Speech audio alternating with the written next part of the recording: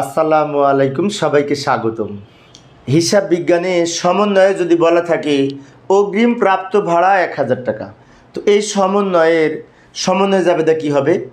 লক্ষ্য করি, অগ্রিম প্রাপ্ত ভাড়া আয় থেকে বিয়োগ হয় বা প্রাপ্ত ভাড়া থেকে বিয়োগ হয়। প্রাপ্ত ভাড়া আয় কমে গেলে ডেবিট, সেজন্য আমরা জাবেদাই করব ভাড়া আয় বা প্রাপ্ত ভাড়া ডেবিট এবং অগ্রিম প্রাপ্ত ভাড়া ক্রেডিট। অর্থাৎ অগ্রিম প্রাপ্ত ভাড়া যেহেতু দায় বৃদ্ধি পেলে ক্রেডিট হয়।